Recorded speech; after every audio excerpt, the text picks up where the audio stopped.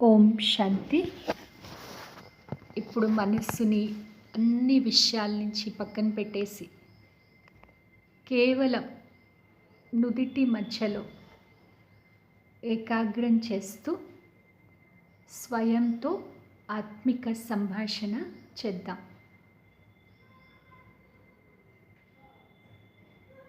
నేను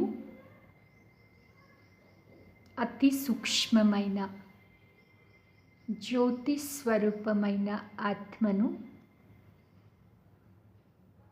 అనాది కాలంలో పరంధామంలో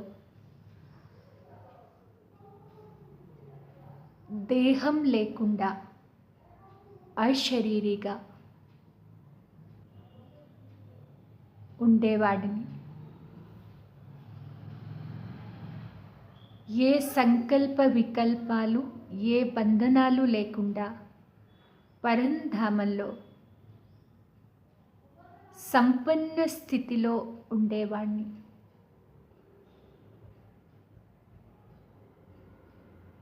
తర్వాత సృష్టి చక్రంలో భాగంగా అశరీరి ఆత్మ అయిన నేను ఈ సృష్టి పైన అవతరించి సత్యుగ ఆది కాలంలో దేవతా శరీరాన్ని పొందాను. ఇక్కడ నేను సుఖము, శాంతిని సంపూర్ణంగా అనుభవం చేసుకున్నాను. ఎటువంటి వికారాలు లేని పవిత్రమైన హర్షితముఖమైన స్థితిలో ఉంటూ రాజ్యాన్నేలేవాడిని.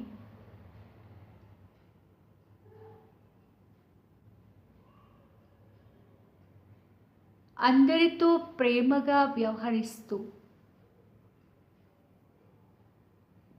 శీతల స్వభావంతో ఉండేవాడిని.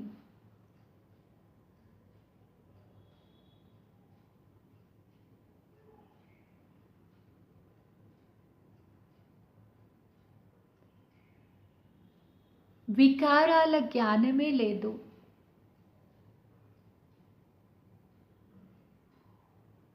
పూర్తి ఆయుష్ నిరోగిగా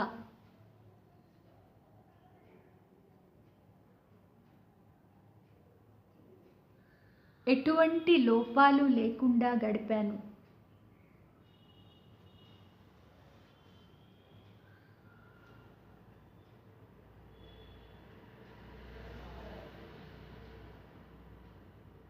తిరిగి మధ్యకాలంలో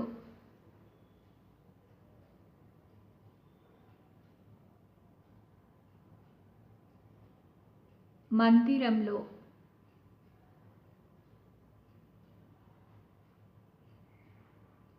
విగ్రహ రూపంలో పూజలు అందుకున్నాను.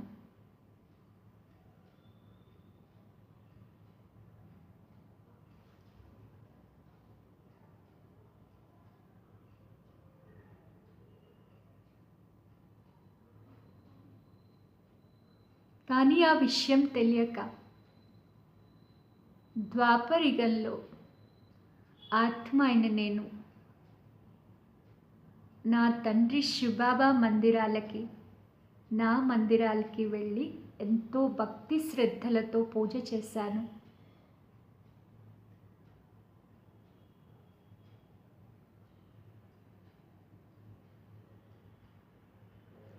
ఇక్కడ కూడా ఆత్మ అయిన నేను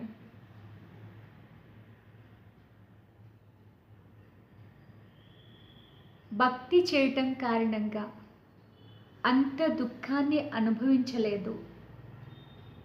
వికారాలైతే ప్రవేశించినప్పటికీ మనసు యొక్క స్థితి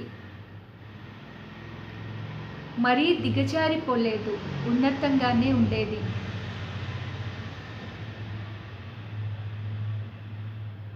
గృహస్థంలో ఉంటూ కట్టుబాట్లతో ఉంటూ మర్యాదల్ని పాటిస్తూ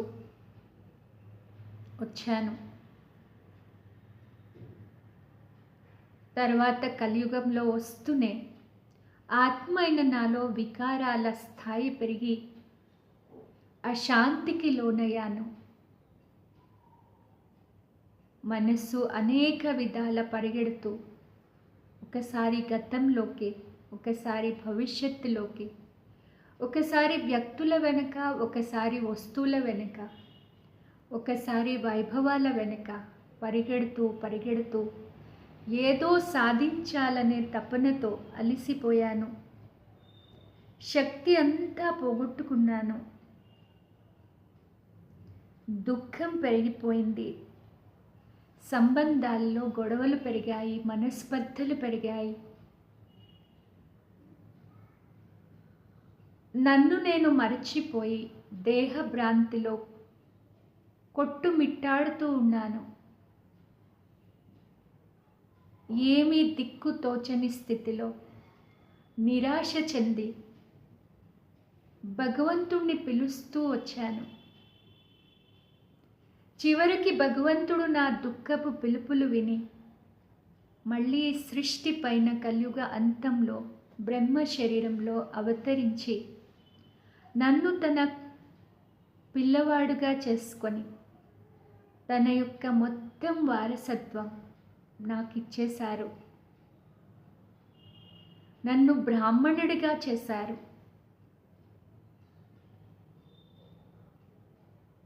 అమృత వేళ నుంచి రాత్రి వరకు ఒక మంచి దినచర్యని బాబా నాకిచ్చి నన్ను రాజా పిల్లవాళ్ళ పెంచారు. ప్రపంచం యొక్క దుఃఖం, అశాంతి యొక్క సెగ కూడా నాకు తగలకుండా యోగ బట్టీలో సురక్షితంగా ఉంచారు.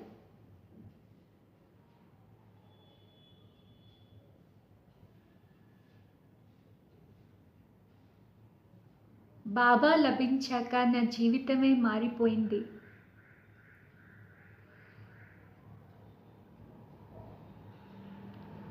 వికారాలన్నిటినీ ఒక్కొక్కటి వదిలేయడం మొదలుపెట్టాను. జీవితంలో మధురత, నమ్రత పెరుగుతూ వచ్చాయి. ఈ సంగమయుగి బ్రాహ్మణ జీవితం ఆరంభంలో నేను చాలా సంతోషంగా ఉన్నాను. తృప్తిగా ఉండేవాణ్ణి.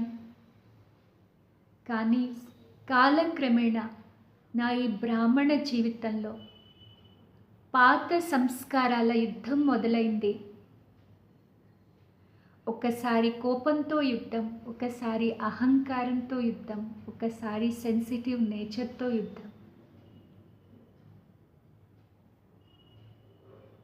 యుద్ధం మొదలై పరచింతన, పరదర్శన మొదలైంది. లోపాలు చూడడం మొదలైంది.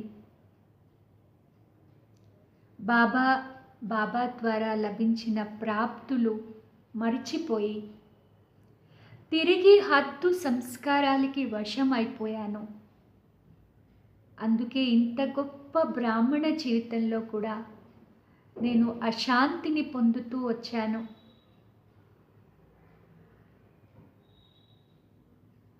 మనసు ఒకటి చెప్తే బుద్ధి ఒకటి చెప్తూ ఆ రెండిటికి మధ్యలో నేను నలిగిపోతూ నా పురుషార్థాన్ని డీలా చేసుకుంటూ వచ్చాను.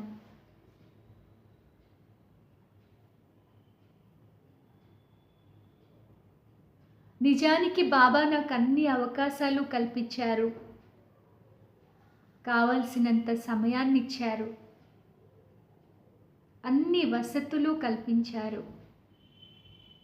కానీ నా బలహీనత కారణంగా, నా నిర్లక్ష్యం కారణంగా ఇంత గొప్ప బ్రాహ్మణ జీవితాన్ని నేను పోగొట్టుకుంటున్నాను. నా పనికిరాని ఆలోచనలు, నా ఫీలింగ్ నేచర్,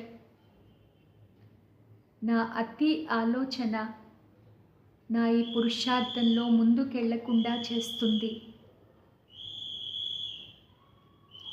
కానీ నేను వీటి నుంచి ఒకరోజు బయటపడాలి. చాలా త్వరగా బాబా చెప్పినట్టు తయారు కావాలి.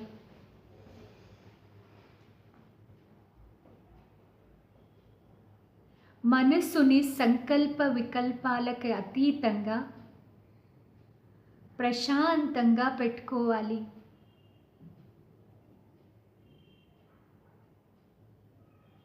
ఎన్ని పరిస్థితులు వచ్చినా, ఎవరు ఎలా నాతో ప్రవర్తించినా, స్వయం సర్వశక్తివంతుడు నాకు సపోర్ట్ ఉన్నారు. కేవలం నేను శ్రీమతానికి విరుద్ధంగా నడవకూడదు. ఈ అటెన్షన్ పెట్టుకున్నట్లయితే అన్ని సమస్యల నుంచి నేను సహజంగా బయటికి రాగలుగుతాను.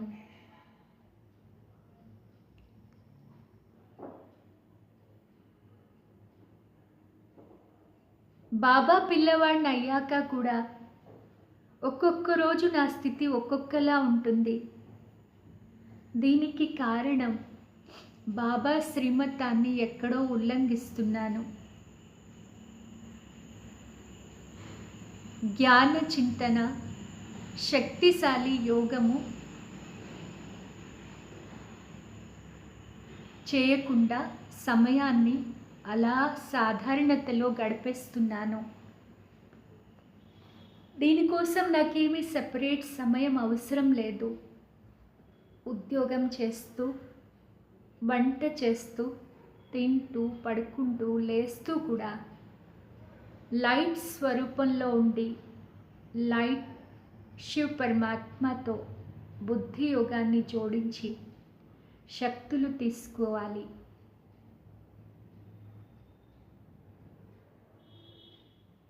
సో ఈరోజు నుండి నేను పదే పదే విస్మృతి నుండి స్మృతిలో వచ్చి నా అనాది, ఆది, మధ్య, బ్రాహ్మణ కాలాలు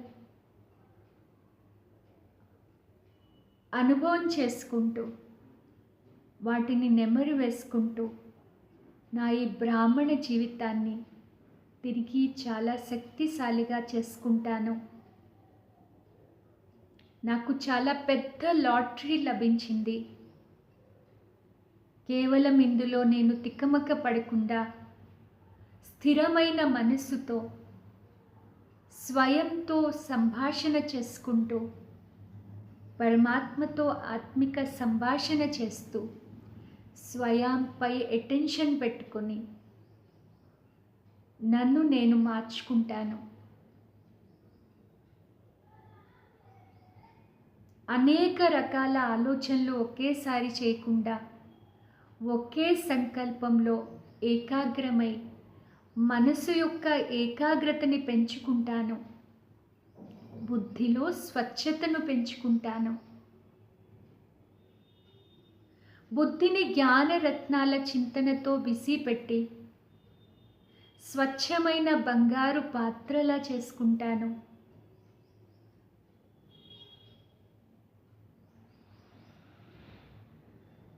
నా జీవితాన్ని చూసి అనేక మంది ప్రేరణ పొందే విధంగా నా నడవడిక, ముఖ వర్చస్సు, వ్యవహారం ఉంచుకుంటాను. ప్రతి క్షణం నా ఆలోచనలపైన అటెన్షన్ పెట్టుకొని సమర్థ సంకల్పాలు మాత్రమే చేస్తాను. ఏది ఆలోచిస్తానో అదే చేసే విధంగా, సంకల్పాలు, కర్మలు సమానంగా ఉండే విధంగా అటెన్షన్ పెట్టుకుంటాను. స్వయం పరమాత్మ ఈ సృష్టిపైన అవతరించి నన్ను తన పిల్లవాడిగా చేసుకున్నప్పుడు నేనెంత అదృష్టవంతురాల్ని. దీన్ని పదే పదే తలుచుకుని నా రోజు మొత్తం దినచర్యను సక్రమంగా పెట్టుకుని ఫరిష్తా స్థితిని అనుభవం చేసుకుంటాను. రోజంతా నేను పొందిన ప్రాప్తులకి బాబాకి ధన్యవాదాలు తెలియచేస్తూ సంతోషంగా, తృప్తిగా ఉంటాను. బాబా లభించారు, అన్నీ లభించాయి. ఇంకా నాకే కోరిక లేదు, ఏ వస్తువు, వ్యక్తుల అవసరం లేదు. అందరూ నా పరివారం, కానీ ఎవరితో నాకు మోహం లేదు. అందరి మధ్యలో ఉంటూ అతీతంగా, ప్రియంగా, కమల పుష్ప సమానంగా ఉంటాను. నిశ్చింతగా, నిర్భయంగా ఉంటాను. ఓం శాంతి. Thank you Baba. Thank you.